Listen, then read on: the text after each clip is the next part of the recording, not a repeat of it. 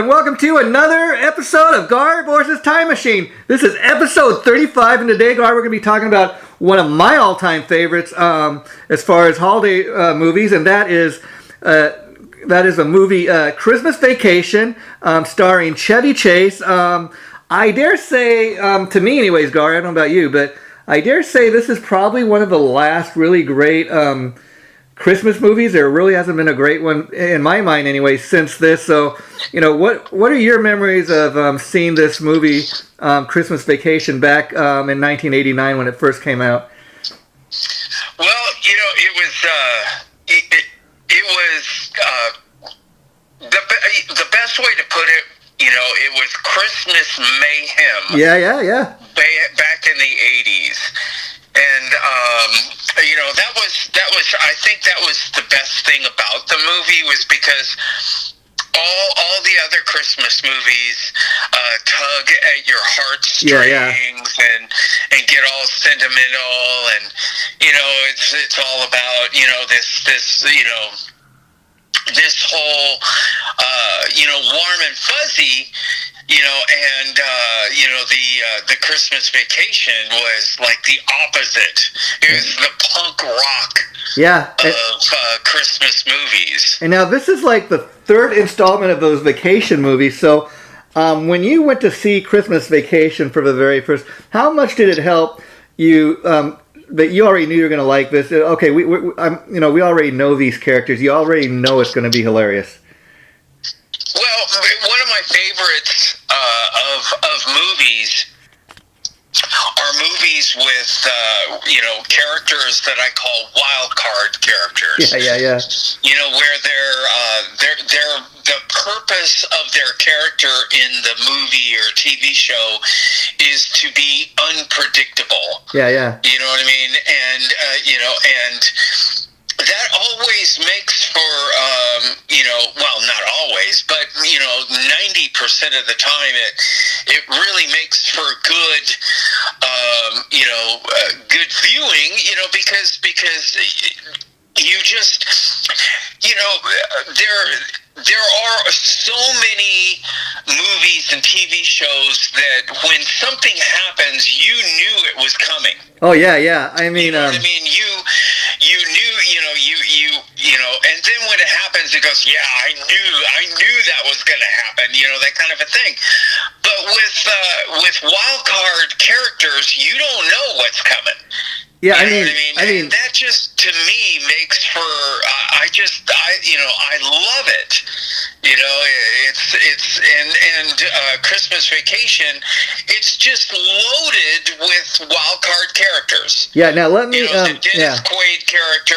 Randy Quaid is a wild card character. Now let me tell people, okay, the film was released December 1st, 1989, just right in time for Christmas. So you got right after Thanksgiving, the film has come out.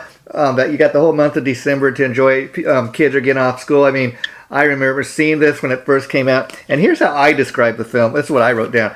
The film tells the story of the Griswold family who spend Christmas vacation at home with their relatives and all the craziness and mayhem. That's a word you just brought up. Isn't that funny? We had the same word come to mind.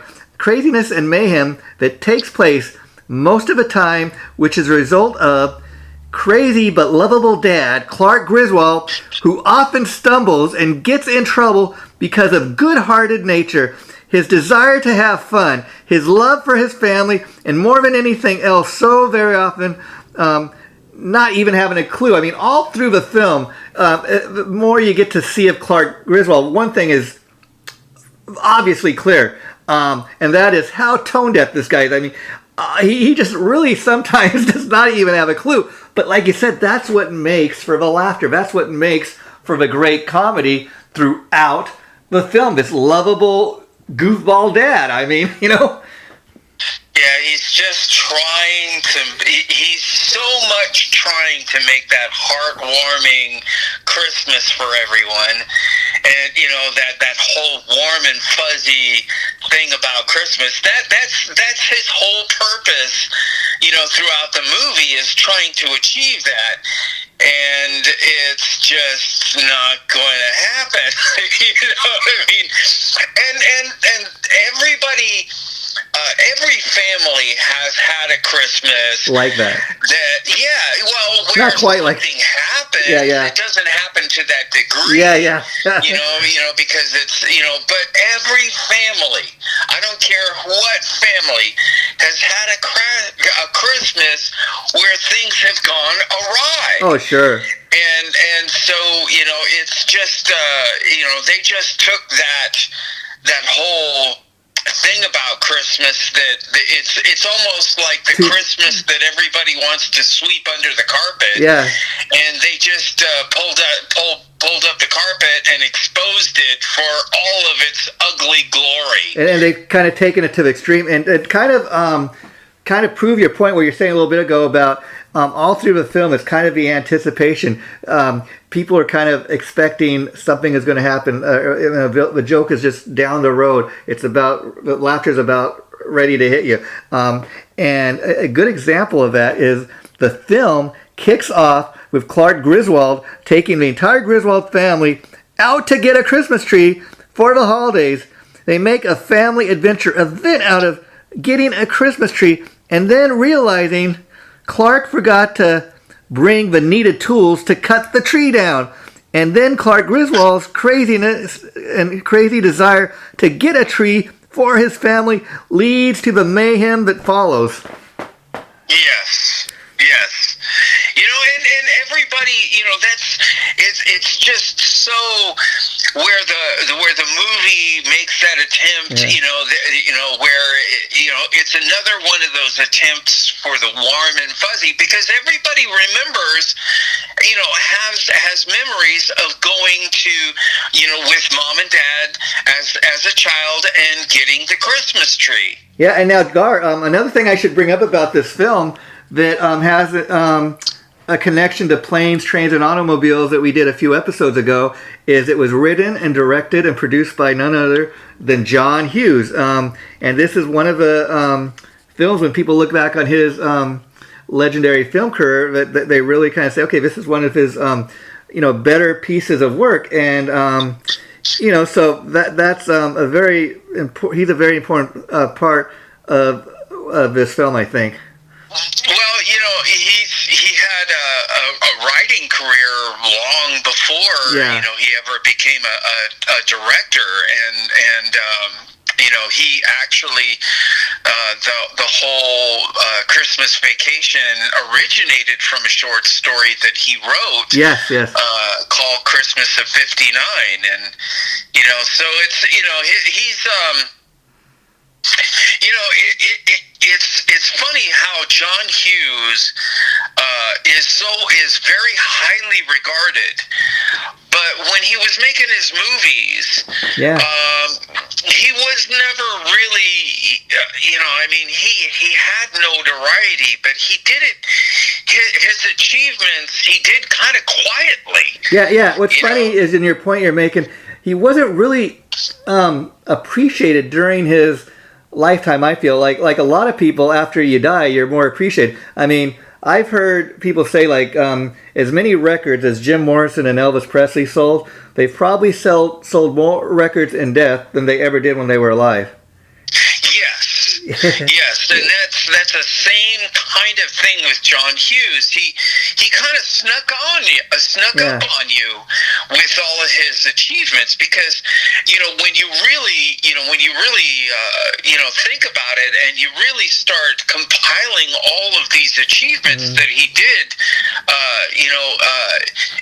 it's really impressive. And he's just had so many things that he had his hands on that became a big part of our lives. Things that became iconic. In fact, and things that we take for granted that we have no idea. He's the guy that springboarded it. And what's interesting is, like you said, it was based on a short story he wrote that dates all the way back to 1980, when it was published in the National Lampoon magazine. Now, we need to bring up that, too, because if you notice in the title, it's called National Lampoon's Christmas Vacation. National Lampoon was this magazine they had started for comedians and writers where they could get their stuff published. And so 9 years ahead of the film ever being released, John Hughes' short story appears in this National Lampoon magazine. And he agreed when they had asked him to write a script for it, to write a story. He agreed to present this story because he felt it was a great Christmas holiday story. But he was concerned, and I don't know why this would be a concern, but by the time this movie comes out, it's the third in the vacation movies series. He was more concerned that it become a vehicle for Chevy Chase's Chevy Chase's rising star, which I don't really see why that would be a problem. I think Chevy Chase is also a big part of the reason the film was a success. I dare say, and maybe it's just because we see Chevy Chase, as Clark Griswold all these years, but I just don't see anybody else playing that part. Yeah, but John Hughes was writing for National Lampoon way back in the 70s. Yeah. And a lot of people don't really, know about National Lampoon magazine. Mm-hmm. It was kind of it was in the mix of Rolling Stone and Mad magazine, and during this heyday of magazines, because the internet wasn't really around, and for people to be able to have access, they would have to go and buy magazines that would appeal to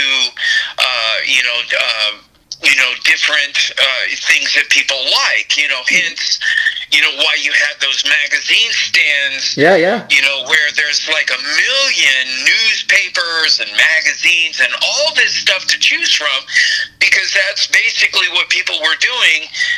Instead of getting it from the internet, they were getting it from these magazines. And National Lampoon during the 70s was a hugely popular magazine, because it was one of those magazines that had no rules. Yeah. It had no guardrails or anything. Every single thing that we hold dear and it was game.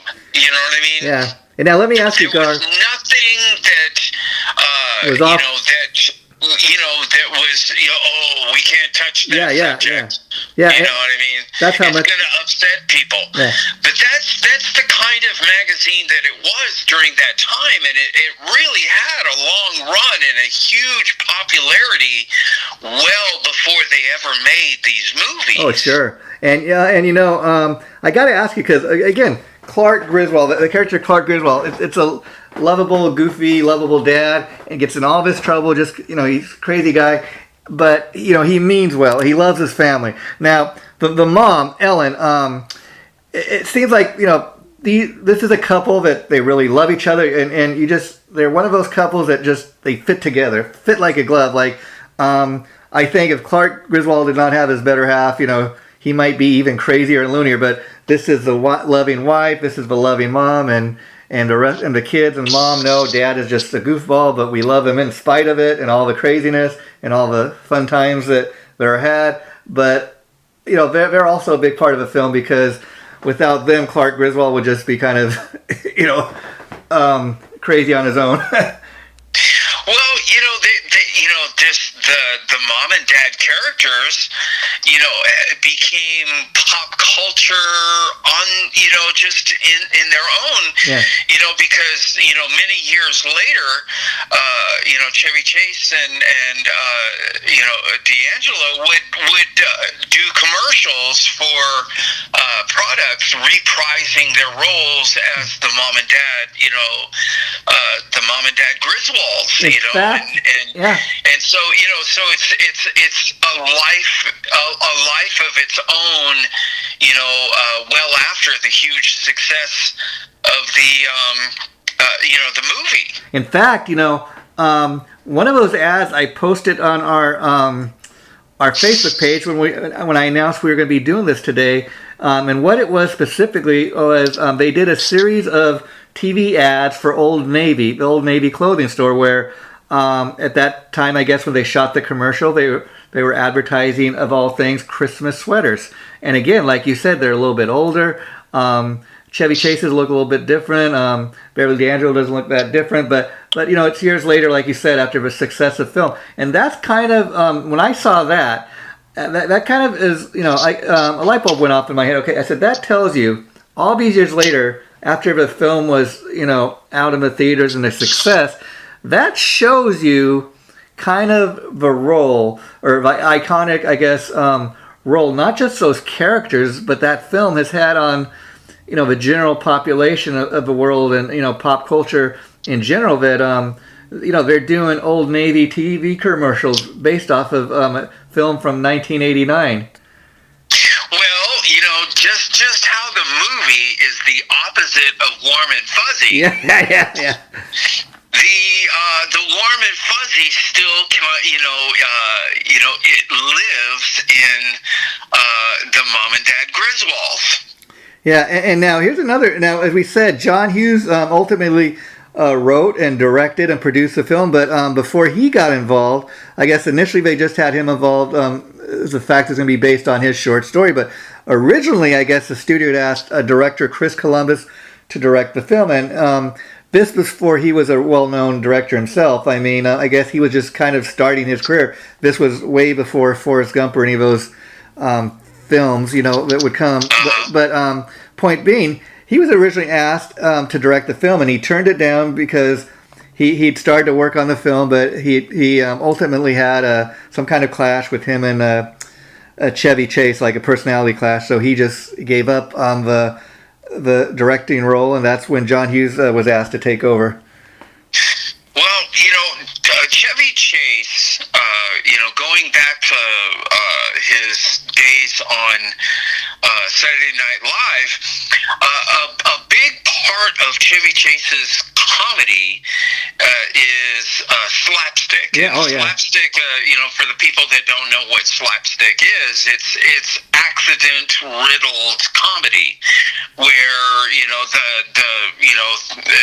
knocking things over and physical. falling and there are people that can do slapstick and it can be absolutely hilarious, and then there's other people that it's just like, oh, that guy fell. Yeah, It's not funny at all. Yeah. And Chevy Chase, a huge part of his comedy throughout, dating all the way back to the beginning, was slapstick comedy. And Christmas Vacation is that taken to 10 times to the max. 10 times slapstick. The entire movie became slapstick. I mean, Lucille Ball was known for that. The girls on Laverne and Shirley, Cindy Williams, Penny Marshall, John Ritter. That's really what he was known for, his physical slapstick comedy. And another thing Chevy Chase also was known for throughout this film and other films he did was those facial expressions he would make. I mean, we go back to the beginning of the opening of this film, Gar, and where they're on their way to get the family tree.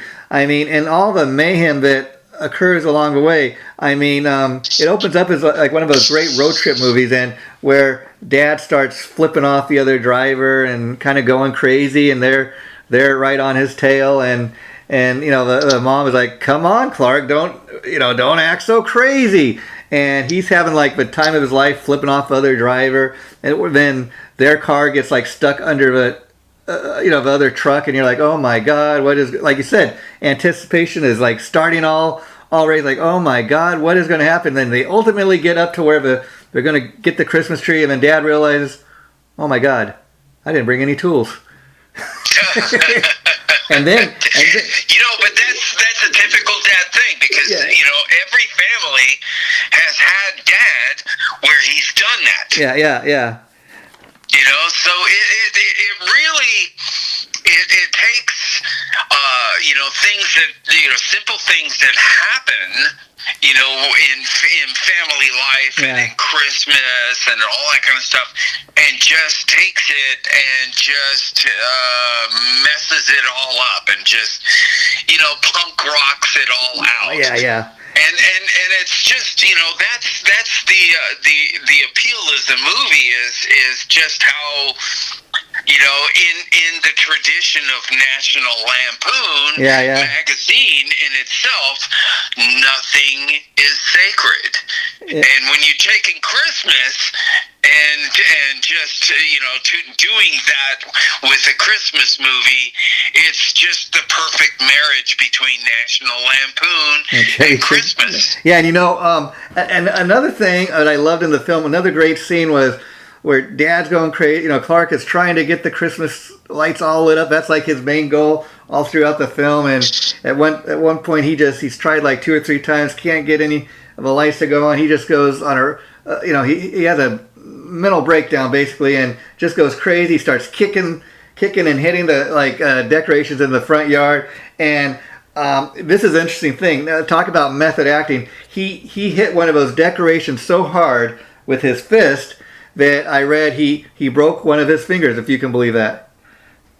Well, and that's when the director goes, take. Yeah. You know what I mean? Yeah, it is just. It's funny how something happens and it's the worst thing that could happen, and it turns out to be that's the shot that's going to be used. Yeah, and another interesting thing I read is as far as the shooting of a film, parts of the film were shot in Colorado, but most of the film was shot at the Warner Brothers Ranch in Burbank, where the Griswold family home and street is located. So that family home that we see all throughout the film, that's just a stage set at Warner Brothers Studios in Burbank. Well, it sure looks like it belongs in somebody's neighborhood. Yeah. But that scene where he finally gets the Christmas lights to come on. Yeah, it's like, hallelujah. And it just knocks out the power in the entire city. Yeah. And just, you know what I mean? It's just, that scene right there is iconic.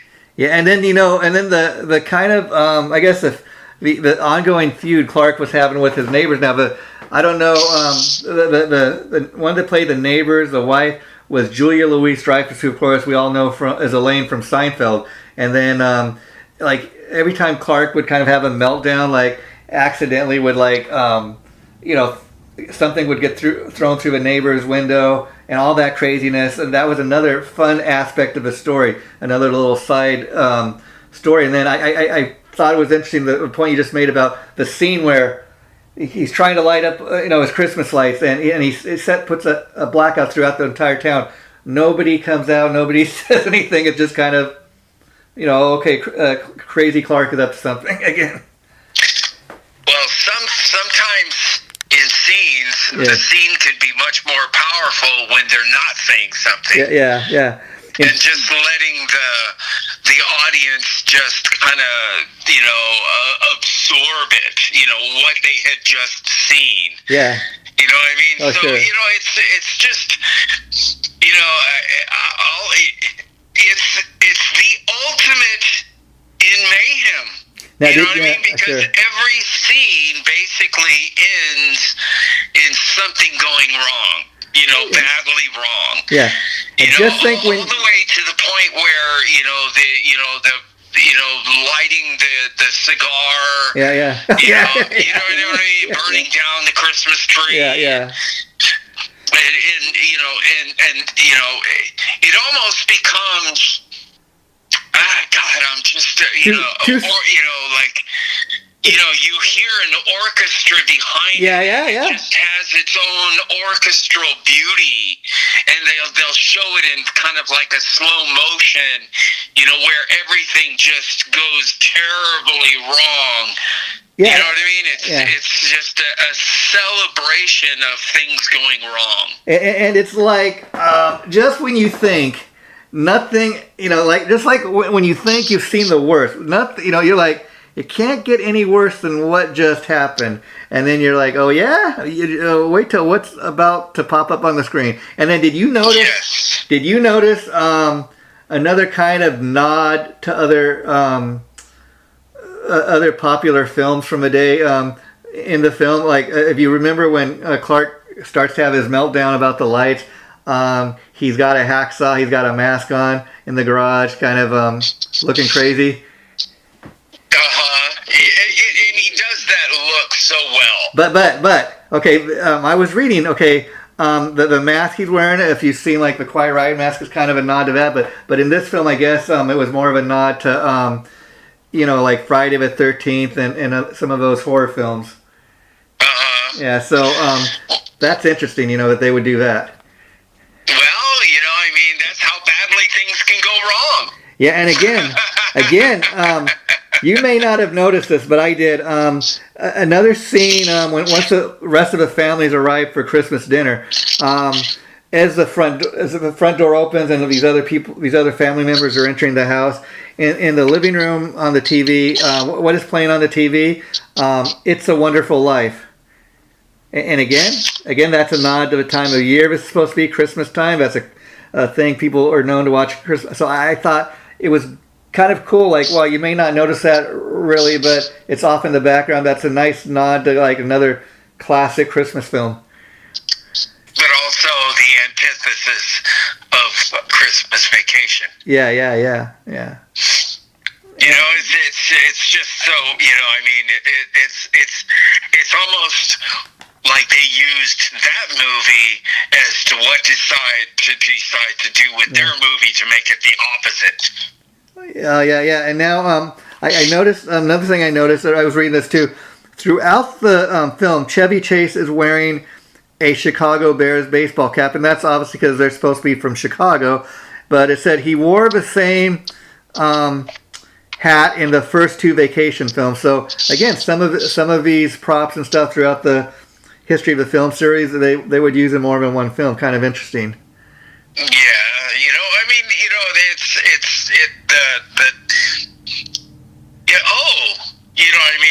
it's the embracing of the character,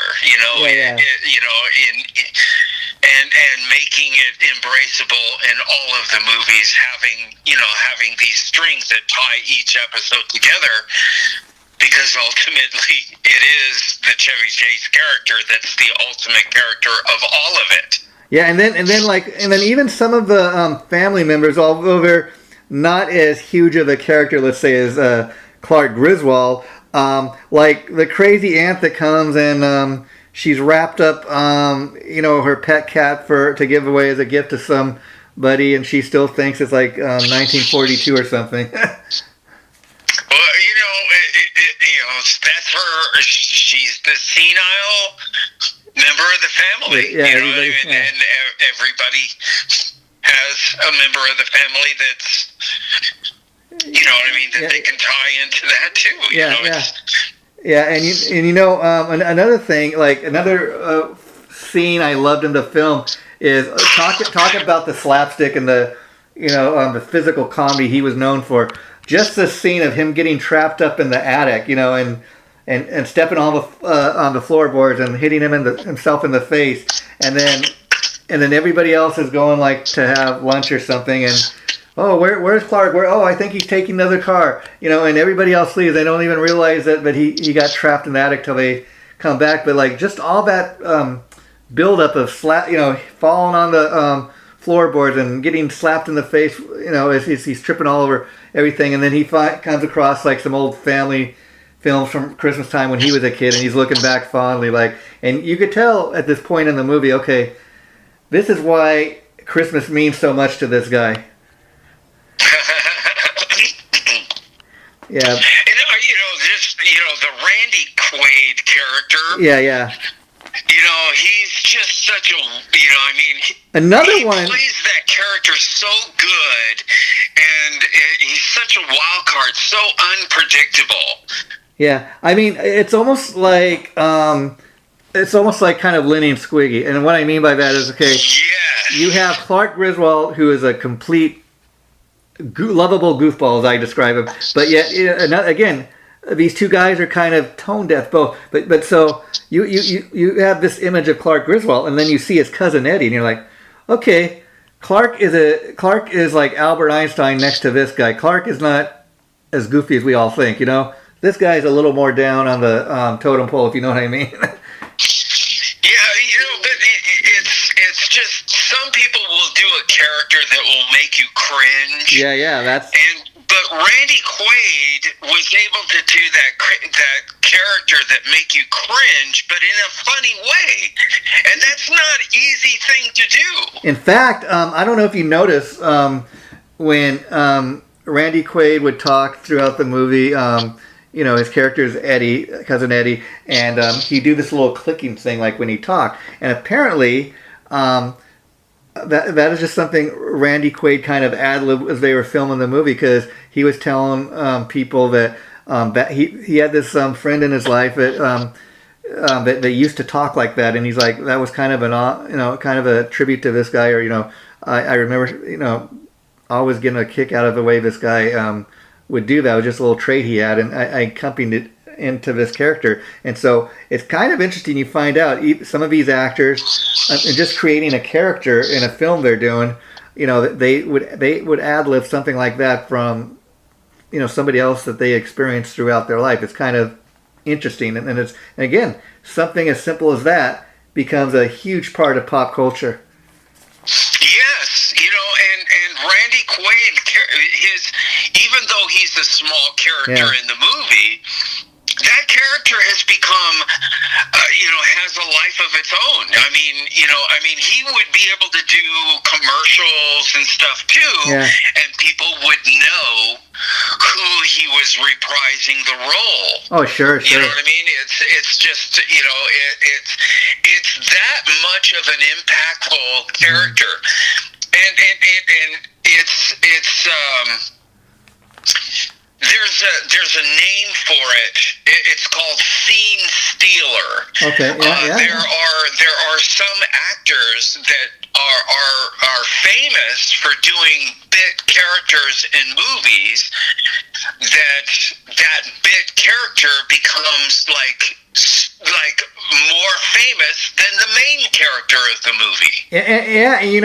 And to really kind of take that home, another thing I took notice of, I found this in research I did. It said, you notice all through the film, like Clark Griswold kind of talks in the third person, like he'll be like talking to his family, talk to the whole family, or his wife and kids, and be like, oh well, Russ,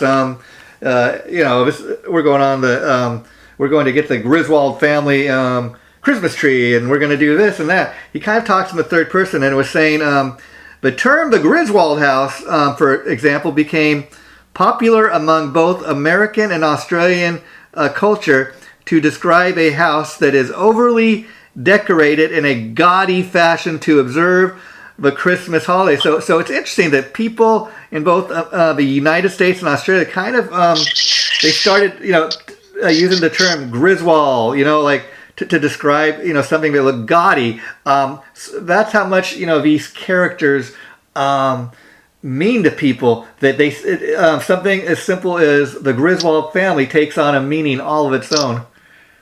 Well, every neighborhood has a Griswold family, and I don't mean that in a way of where everything goes wrong. And it's a mayhem family, but every neighborhood has a Griswold family. The house that from top to bottom, has Christmas lights on everything. It has it on the bushes, has it on the trees, has it on the chairs, on the you know what I mean? It's just like it's Christmas lights everywhere, and it's funny how where to the point where the house becomes gaudy. You know what I mean? It stands out amongst all the other houses in the neighborhood, and where all the other houses have lights too, but this is the house that overshines everyone else. It's almost kind of and so that's part of when they were writing the script. Yeah. It's like, okay, what are the different things that become subject matter for that we can write and turn into these crazy scenes. Every neighborhood has that house that's the Griswold house. Yeah, and it's interesting because it's, as they say, godliness or beauty is kind of in the eye of the beholder. I mean, you look at Clark Griswold, especially. I mean, he has no idea that his house is even gaudy. He thinks, it's the greatest looking house on the block. It reminds me of either like the Addams Family or the Munsters. Watching that back in the day, and like especially like the Munsters, they think like they're all beautiful and gorgeous, and they can't understand why the rest of the world doesn't look as beautiful as them. Or they think when Marilyn brings home their beautiful niece Marilyn, who they think is the ugly duckling of the family, every time poor Marilyn brings a boy home, they run away because she's so damn ugly. And it's like, again, not having a clue. Well, come to think of it, I just made the realization now, the house in the movie has become just as iconic as the characters. Sure. And that's part of why that has become a term. How many movies do the house become just as famous as the characters in the movies? Probably the only other one. It's very rare. Probably the only other one that I can really think of that comes to mind besides like the Munsters or the Addams Family would be like the house in Psycho. Like even if you go to Universal Studios tour, they have that iconic. That's the first one that popped in my head too. Yeah. But there are houses that do become just as iconic as the movie, and Psycho is a perfect example of that. But it still is rare that the house becomes iconic. Yeah. A hugely iconic part of the movie. Oh, sure. And another thing I posted on our Facebook page when I announced today that we're going to be doing this show is the trailer for the film. Now, an interesting thing, now not just for the trailer for Christmas Vacation, but anytime you see a trailer, I mean, one thing is about trailers is they got to be really good. The whole purpose in these trailers, these commercials, whatever you want to call them, is you want to make it so people are going to want to go see the film. That's the whole purpose. And they came up with a pretty good trailer for this, and people can go on and check it out. But my point being is, like I remember seeing this for the first time back in 1989. When as a preview or something, when I went to see another movie and thinking, yeah, man, that looks so funny. Chevy Chase in it, I know it's going to be hilarious. I love these vacation films. I can't wait to go see it. But one thing they did with this trailer that's kind of interesting is it featured the song Holiday Road, which is a Lindsey Buckingham song. Now, the interesting thing is that is featured in like all the vacation movies except for Christmas Vacation. Now, if you notice in the opening of Christmas Vacation, they have a different song. It's kind of a like Christmas type song that's playing. But that song, it is featured in the trailer. It is not featured throughout Christmas Vacation movie. And I think the reason they used that song anyways in the trailer was it's something people were familiar. They knew it would draw people to go see the film because it was that popular of a song. And if you watch the first two vacation movies, right away as the credits start rolling at the beginning, I know at least for me, I start singing along to that song. So it's kind of interesting they did not feature that in the third movie, but they used it in the trailer to draw people to go see the film.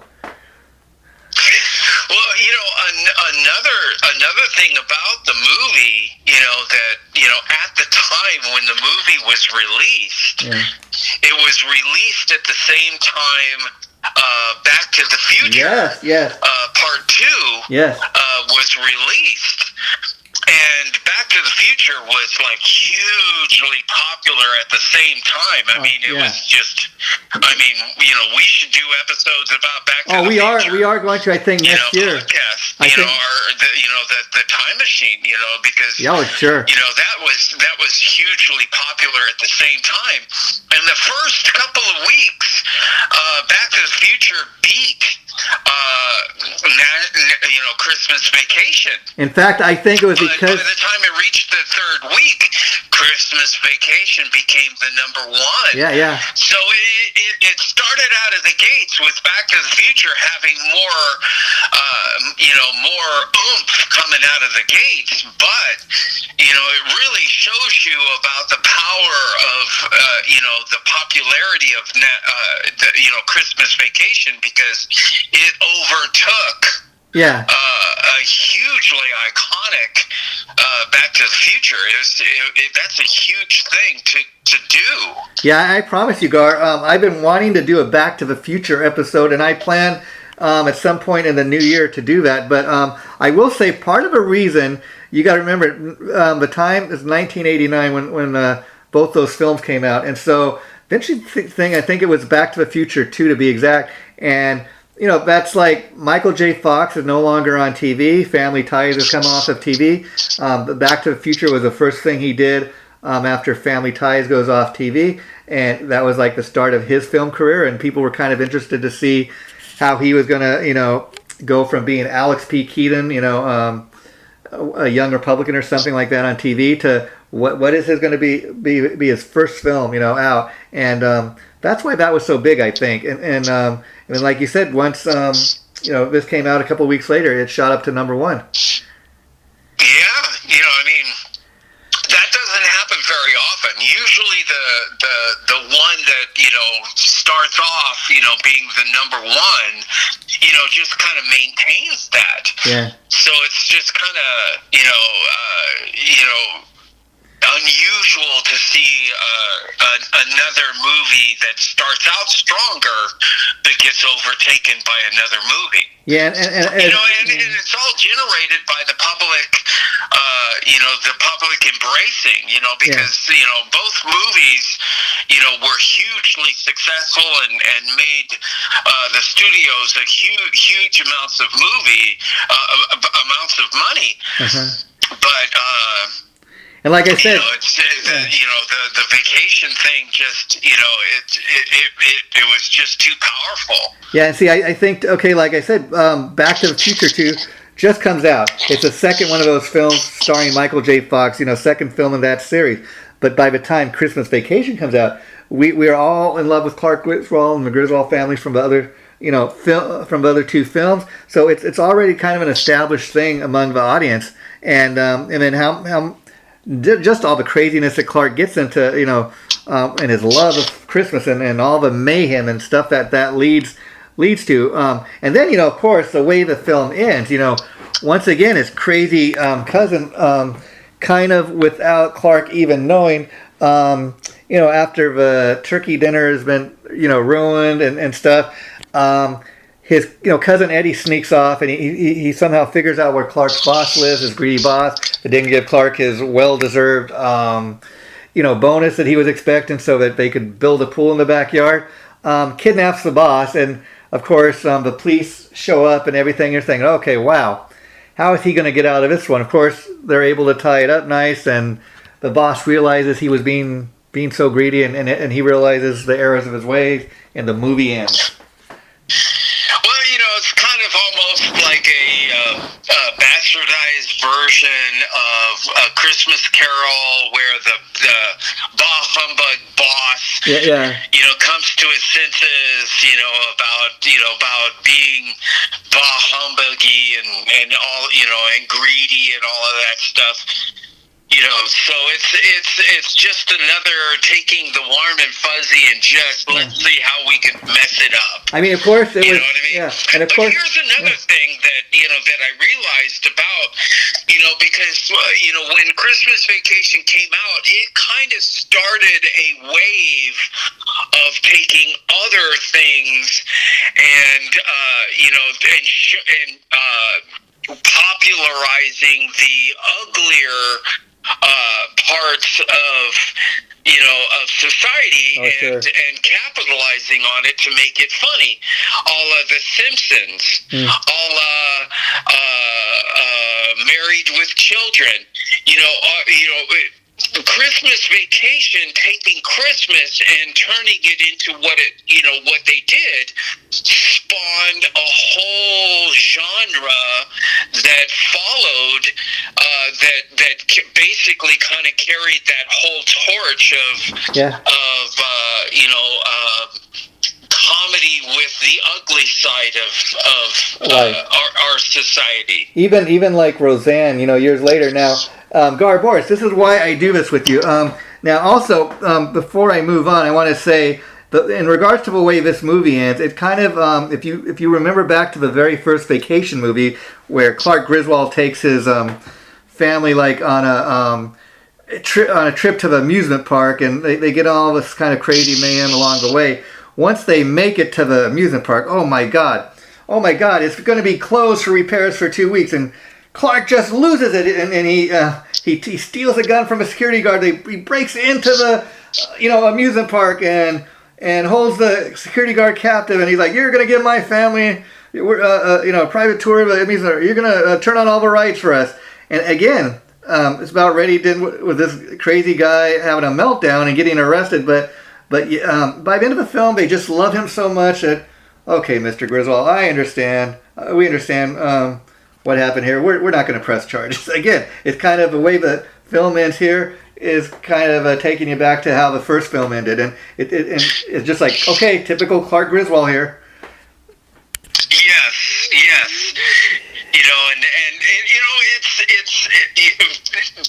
There are some people that will get that humor, and then there's other people that that don't. And Roger Ebert really didn't care that much. He kind of gave it a C. Or maybe or maybe a D-. He really didn't care for the movie, and he was basically saying that every scene wanted to be funny, but it really wasn't that funny to him. So, but then again, if the critics really were the deciding factor of whether something was going to be funny or successful or not, then there'd be most of the movies that we know of now today that are iconic for whatever they became famous for would never have been successful. And I will say this. That's really the truth. It's not a knock on critics because I enjoy watching critics and stuff like that. But they really never are a deciding factor of whether something is going to be successful or not. Yeah, and I will say this. The film celebrates its 33rd anniversary this year, and so 33 years later, after this film was originally released, this, no matter what the critics thought back then, this all these years later is considered a Christmas classic. Like I said at the top of this episode today, many people, including myself, consider this maybe the last great Christmas film, and I say that because back when I was growing up, that's something that people would expect every year around November, December. They come out with these great holiday movies. I think this might have been the last time they really came out with a great holiday movie, and I'm waiting to see what comes next. Like, they have one that came out this year called Violent Night. If you've seen the preview, it looks kind of, you start off thinking, oh, this is looking like one of those great classic family Christmas films I can't wait to see, and then it's actually like a Christmas horror movie. It's not the same thing to me, but people, I guess, certain people will have a love for that. But it's funny, Garvey, you brought up The Simpsons because also, as we like to do to wrap up these episodes, we like to talk about what was going on in the world in 1989. And it's interesting you bring up The Simpsons because December 17th, to be exact, 1989, is when the first ever episode of the TV show The Simpsons aired. But that's kind of what I was getting at is this whole National Lampoon thing, just taking whatever is sacred and it's perfect fuel for their comedy. it spawned a whole genre. In fact, of that whole thing that just kind of followed and just took its natural course, and that is a really popular vehicle because people still watch The Simpsons today, and look how long The Simpsons lasted. I think The Simpsons, in popularity on TV before it started to wane. I mean, it's mind-boggling how popular The Simpsons popularity has lasted. I think The Simpsons, and Married with Children. People still watch Married with Children reruns to today, and it's still hugely popular. Yeah. So this whole taking what we all embrace as warm and fuzzy, and just pulling back and showing the ugly side has we can thank National Lampoon magazine for that. Not just the movies, but National Lampoon magazine, because that is the whole premise of National Lampoon from the get-go. Oh, sure. And and another thing, in regards to The Simpsons, I mean, I dare say, I think they remain the longest running, not just animated, but longest running TBS show, period, that's been on the air. And that's kind of an interesting fact. And, again, to wrap up this episode, like a month before this movie came out, November 9th to be exact, was the fall of the Berlin Wall. Now, I don't know if you remember that. That was a major TV event back then.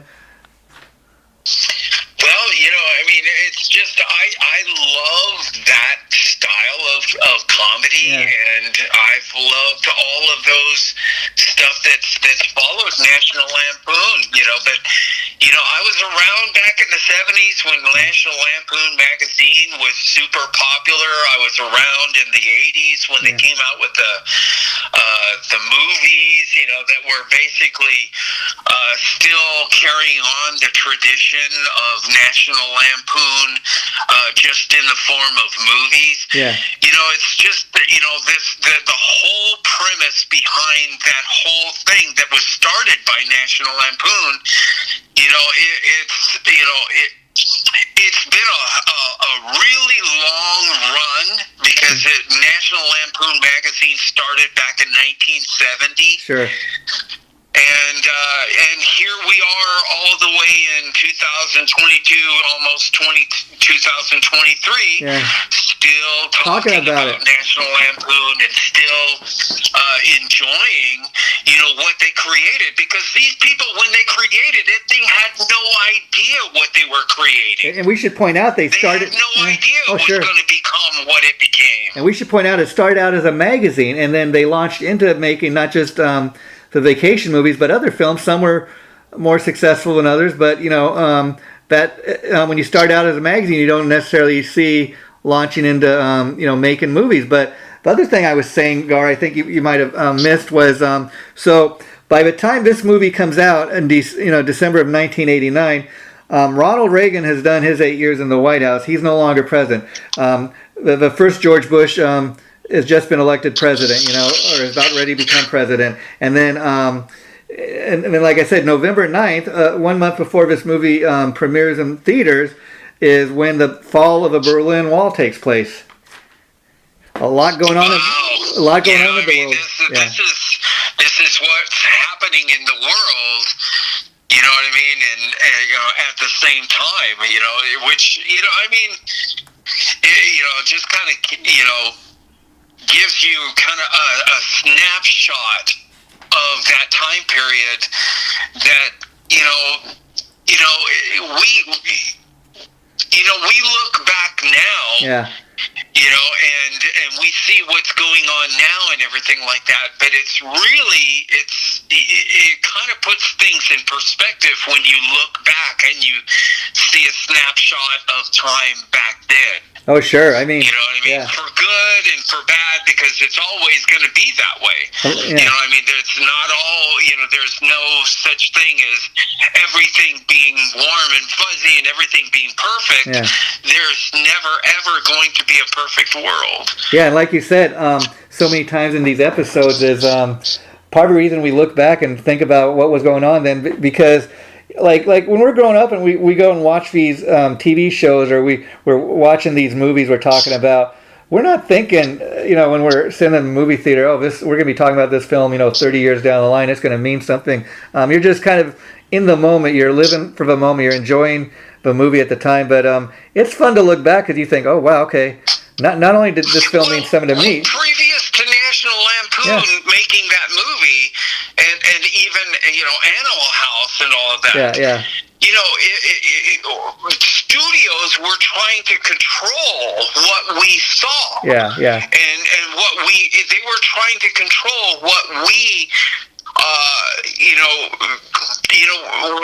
what we thought was funny and stuff like that. They thought that they knew, but all of a sudden when National Lampoon comes out, with the Animal House and all that whole series of movies, it just showed, that no, you're not going to control, because everything was so nice and shiny and perfect and everything, and everything was formulated and everything, and now all of a sudden they come out with this whole thing that is the antithesis of that, and then all of a sudden the studios discovers there's a huge appetite for that. Oh, sure. And, Gar, I've had real fun doing this, as always, with you today. Because, again, looking back on one of my all-time favorite films, I think, as you've heard throughout this episode, I have a lot of reference for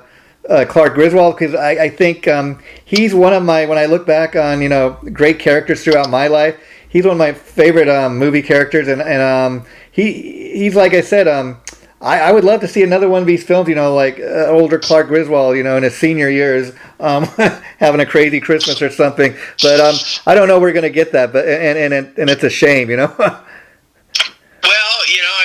knows? It all depends on Chevy Chase and whether he still got it.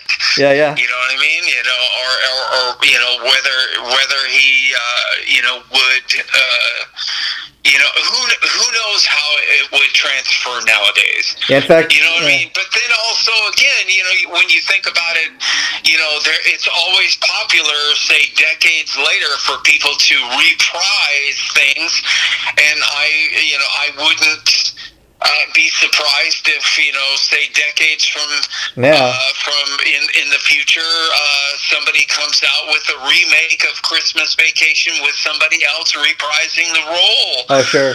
Chevy Chase's role, and who knows how that would be accepted by the public. I just have this gut feeling that it wouldn't. Yeah. I mean, some things are better left alone the way that they are. Yeah, I agree. And when we do this again in 2 weeks, Gar, we're going to be doing an episode on one of your all-time favorite holiday movies. You were telling me, and that's why we're doing it. Is Scrooged. I haven't seen the film in years, but I've got the DVD, so I'm going to pull it out next weekend and watch it. So that's what we're doing when we get together in 2 more weeks. So anything else you want to say before we wrap it up today? Well, I am looking forward to doing Scrooged. I love that movie so much that I have it, on my computer, in one of my hard drives. So anytime I ever decide that I want to watch it, I don't have to wait for it to come on. I can watch it anytime I want. That's cool. Well, we look forward to talking about that. And, I've had fun doing these holiday movies we've been doing. I mean, it's been a fun thing to do. I think we're going to make it an annual thing each year to kind of pick our favorite holiday movies to look back on. And what just popped into my head as we were talking, I think another fun one to maybe do sometime next year is coming up with a list of like our favorite movie characters. And when I say movie characters, for example, Clark Griswold, Indiana Jones, Marty McFly, Darth Vader, Luke Skywalker, you name it. The characters that really became iconic and mean something to us. Oh, that is a hugely great idea. Yeah, so we will be talking about some of the things we will be doing down the line in the new year and in a future episode. So I look forward to that as well. You take care, Gar, and I'll be talking to you. Always a pleasure.